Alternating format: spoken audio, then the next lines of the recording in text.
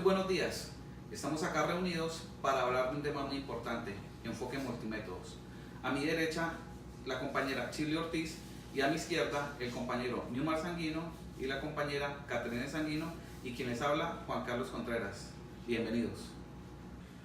A continuación, el magíster Newmar Sanguino Bayona, quien nos va a ilustrar sobre la transición paradigmática de la modernidad a la posmodernidad. Buenos días. Esta transición paradigmática ha reanimado un antiguo viejo debate acerca de los dos métodos, enfoques cualitativo y cuantitativo, como métodos de investigación en las ciencias sociales y en la educación. Algunos teóricos manifiestan que no son compatibles, que no pueden darse uno con otro. Alguno otro dice que también los podemos hacer en la misma investigación los dos, los bien llamados métodos mixtos.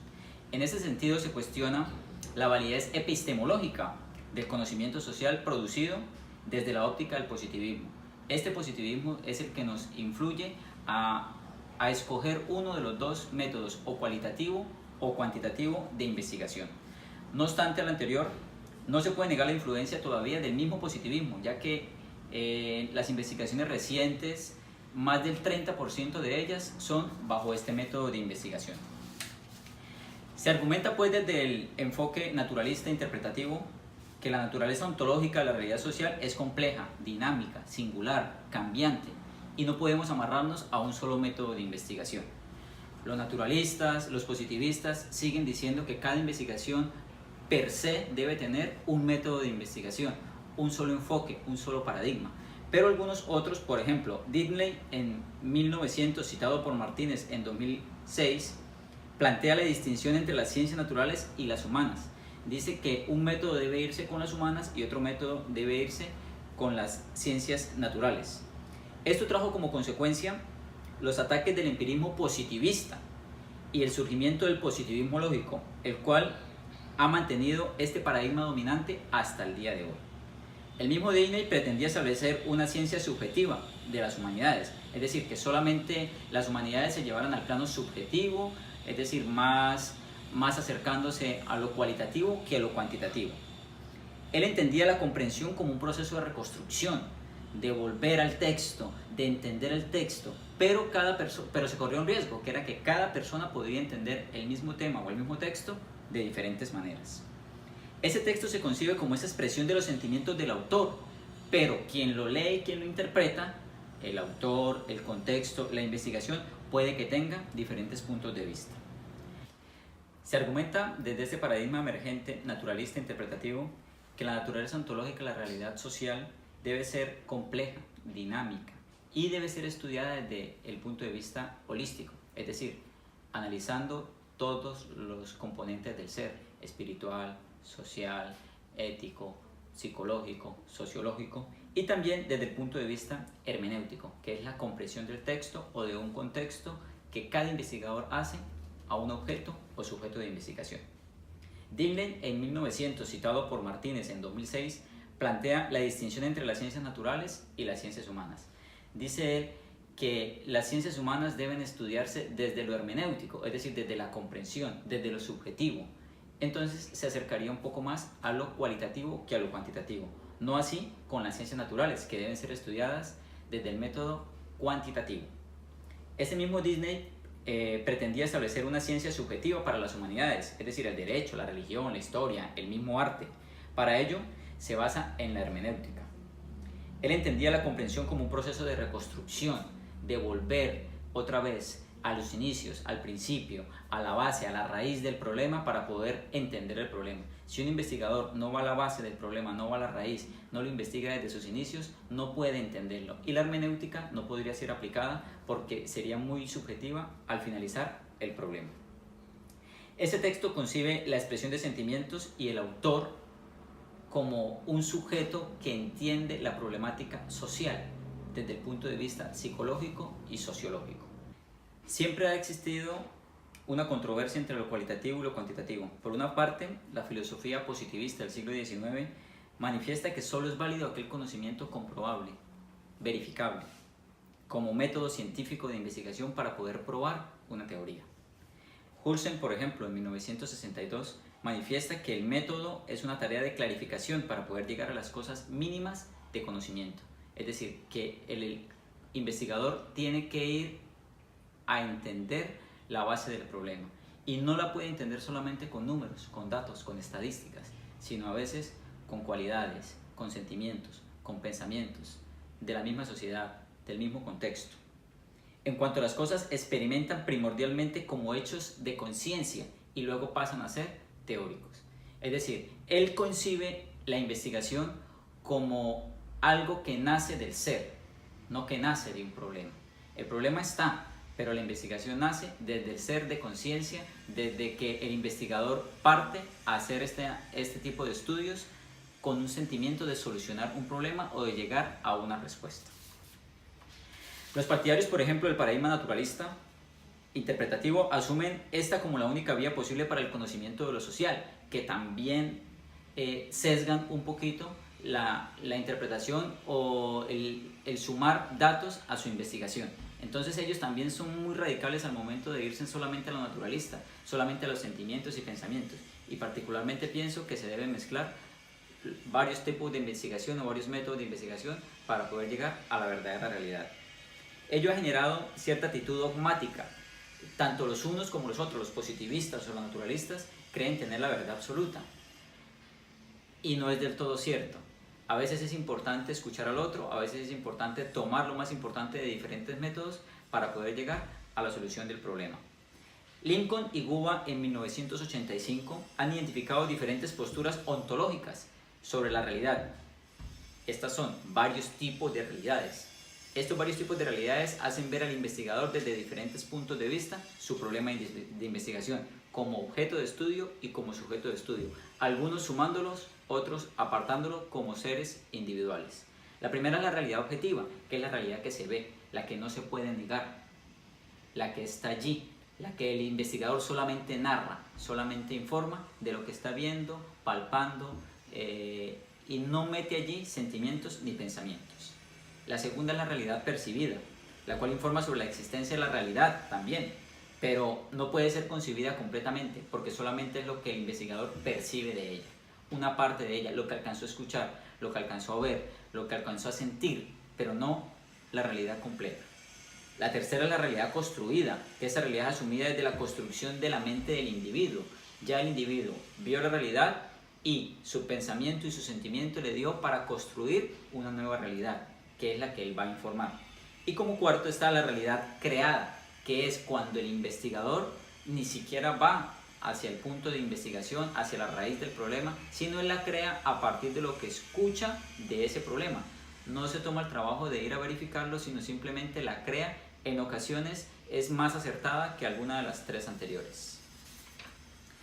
Ahora bien, ¿se justifica este debate de lo cualitativo y lo cuantitativo en una realidad social tan globalizada? ¿Se justifica que debatamos tanto y que tengamos tantos problemas con respecto a estos dos métodos de investigación? ¿Tenemos que ser cualitativos o cuantitativos? ¿O podemos ser mixtos? ¿O debemos ser mixtos? No siempre todos tenemos la razón. A veces nosotros podemos indicar que uno de los dos métodos nos puede colaborar y tampoco vamos a sesgarnos a que este método, por ser humanista, por ser positivista, por hablar de las ciencias sociales o la educación, tengo que amarrarme a lo cualitativo. No. En esta realidad y en esta sociedad tan cambiante, tan dinámica, que cada día trae nuevos retos, debemos nosotros como investigadores asumir posturas abiertas para poder solucionar los problemas de investigación, sobre todo en educación y en la parte social, que es donde más se presentan problemas que necesitan investigadores con mente abierta y pensantes a un cambio y una generación de un nuevo futuro. Gracias. Damos las gracias al compañero Newmar Sanguino por su aporte. Seguido a esto, continuamos con la compañera Magíster Chilo Ortiz, quien va a hacer referencia al debate generado entre el enfoque cualitativo y cuantitativo. Gracias, Juan Carlos. Cuando se habla de multimétodos en investigación, es necesario hacer referencia a la producción del conocimiento desde la complementariedad. Y es desde aquí donde nace la disyuntiva entre cómo abordar una investigación cuantitativa y una investigación cualitativa para la producción del mismo conocimiento. Pareciera ser pues que es un tema de actualidad, pero realmente el debate se genera desde los años 60, en el siglo XX. Ruiz nos expone en 1996 que frente al debate entre la complementariedad del enfoque cuantitativo y cualitativo se generaban dos posturas radicales.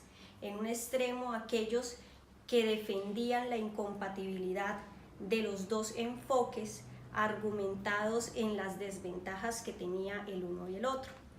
Entonces, por ejemplo, aquellos simpatizantes con el enfoque cuantitativo argumentaban que el enfoque cualitativo tenía poca validez y fiabilidad al momento de asumir una investigación, y aquellos que simpatizaban con el enfoque cualitativo argumentaban que una investigación con la rigurosidad del enfoque cuantitativo pues se sometía a simplemente los datos medibles y resultados generalizados que poco iban a acertar a la investigación de forma específica. Por otra parte, en el otro extremo están aquellos que defienden la complementariedad al momento de generarse la investigación. Ya posteriormente pues se encuentran y asumen estas dos posturas otros autores, como por ejemplo Bridgman, quien las define como las posturas epistemológica y técnica, haciendo referencia a estos dos polos que se generan en este gran debate. Por un lado, en la postura epistemológica o paradigmática se encuentran aquellos que se oponen rotundamente a que se dé una complementariedad entre estos dos enfoques, argumentando que proceden de paradigmas totalmente incompatibles. Autores como Lincoln, Smith y Creswell, por ejemplo, son muy tácitos al manifestar que el enfoque cuantitativo corresponde a una corriente netamente positivista y debe seguir esa línea, en donde se investiga para comprobar una teoría que está formada por variables que pueden ser medibles y analizadas estadísticamente y se pueden generar resultados generalizados. Situación que va en contravía con la postura de autores que defienden tácitamente también el enfoque cualitativo, que se hace referencia más a de repente dar la oportunidad al participante de cómo piensa, de cómo actúa en un ambiente natural, y es principalmente donde se encuentra la incompatibilidad de la que los autores hablan y defienden para que se genere la complementariedad del conocimiento. Por otra parte está la postura técnica, como la define Bridgman, que hace referencia a Márquez lo señala de una forma muy simple. Hay situaciones y hay fenómenos que el enfoque cuantitativo no puede responder, así como el enfoque cualitativo tiene otros problemas y otros fenómenos que no puede responder. En ese momento es donde se da el espacio para la complementariedad. Cuando se habla de complementariedad se puede dar de dos formas.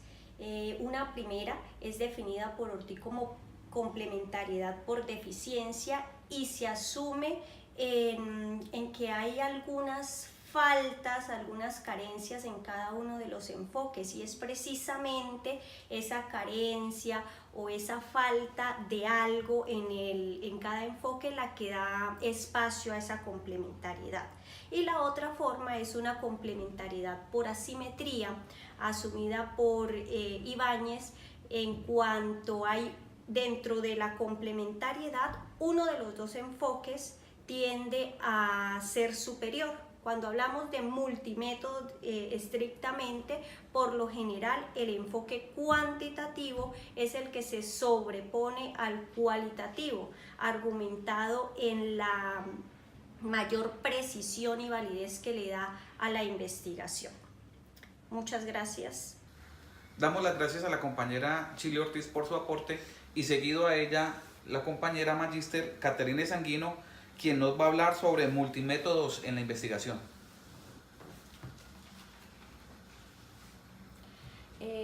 Buenos días, queridos amigos. Como lo indicó el compañero Juan Carlos, el tema a tratar el día de hoy es el enfoque de investigación multimétodo. ¿Pero qué es el enfoque multimétodo? Este puede ser entendido como una estrategia de investigación en la que se utilizan dos o más procedimientos para la indagación sobre un mismo fenómeno. Consta de diferentes momentos, como son, por ejemplo, la concepción de la investigación, preguntas asociadas; segundo, la selección del enfoque de investigación; tercero, el levantamiento y análisis de los datos; y por último, la interpretación de resultados e inferencias. Se caracteriza porque tiene mayor flexibilidad para adaptarse a las demandas de comprensión y explicación de una realidad como esta, la nuestra, la actual, que se caracteriza por su multidimensionalidad y complejidad. Además, el enfoque multimétodo permite ir más allá del conocimiento del objeto, de lo que podría aportar en forma independiente cada uno de los componentes individualmente en dicho enfoque. Según Tachacori y Teddy, contribuye a mejorar los procesos y productos de su investigación. Según Kaplan y Duchon, su combinación produce información cuantificable y contextual. Una definición muy acertada la da Bonoma en 1985 y habla sobre recolectar diferentes tipos de datos con diferentes métodos y fuentes, de una información de un mayor alcance, de lo que podría resultar en un cuadro más completo del objeto de estudio en comparación con lo que se podría lograr utilizándolos separadamente. Todas estas definiciones hablan de las fortalezas y debilidades del enfoque multimétodo, pero conscientemente utilizado permite potenciar los aspectos favorables de cada uno de ellos, al mismo tiempo recompensa sus debilidades. Ninguno de estos métodos está libre de prejuicios, solo puede llegar a la verdad subyacente mediante el empleo de múltiples técnicas con la que el investigador efectuará las correspondientes triangulaciones. Esto es lo que refiere Cook y Richard. Actualmente, el multimétodo, a pesar de ser un enfoque relativamente nuevo, es bastante utilizado en las convenciones. Por ejemplo, en el 2006 y en el 2007, la Asociación Norteamericana de Investigación Educativa indica que para estos años, en su convención anual, el enfoque multimétodo promedió un 23% de las ponencias. Es algo bastante significativo, porque se utilizó ponencias con respecto a los pros y los contras del enfoque multimétodo y la utilización de este en la parte educativa y social. Además de esto, en la convención anual de la Asociación Venezolana para el Avance de la Ciencia, también presentó un 22% del total de las ponencias, algo parecido a la Asociación Norteamericana de Investigación. Entonces nos estamos dando cuenta que el enfoque multimétodo actualmente está en un nivel bastante alto, pues está altamente estudiado y altamente utilizado. En cuanto al enfoque multimétodo, nos hemos dado cuenta que su beneficencia es lo que permite que el enfoque multimétodo sea usado por la mayoría de los investigadores en la actualidad. Pero entonces, miremos un poco más a fondo sobre los tipos de enfoque multimétodo. Por ejemplo, Tachacori y Tesley han identificado al menos 3 categorías de este tipo: los métodos mixtos, el modelo múltiple y el multimétodo. ¿En qué se diferencian? El diseño del método mixto es aquel que, teniendo una orientación epistémica común, permite integrar subsidiariamente estrategias y procedimientos de otro enfoque de investigación para estudiar el mismo objeto. En cambio, el diseño múltiple supone la utilización de los enfoques cuantitativo y cualitativo en cada una de las fases cuando se está haciendo el procedimiento de investigación. Finalmente, en el diseño multimétodo se utilizan los enfoques cuantitativo y cualitativo de manera independiente sobre un mismo objeto de estudio, y finalmente se valida la información obtenida mediante el proceso de triangulación. Para Morse, los tipos de enfoque son relativamente los mismos, pero él los ha llamado de una manera distinta: multimétodo simultáneo y multimétodo secuencial.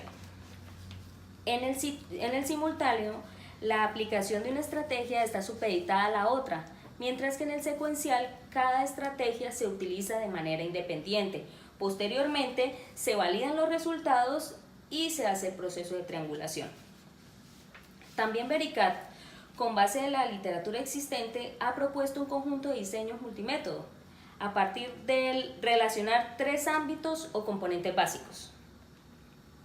El primero de ellos es la dimensión metodológica, entre las cuales están la sincronía, diacronía, extensión-intención, objetividad-subjetividad, análisis-síntesis, deducción-inducción, reactividad, neutralidad. Por otra parte, las estrategias básicas de integración, como son la complementación, la combinación y la triangulación. Y por último, las fases de investigación, que incluyen la definición del objeto, el diseño del método y la recogida de los datos. El análisis de estos mismos datos y los resultados.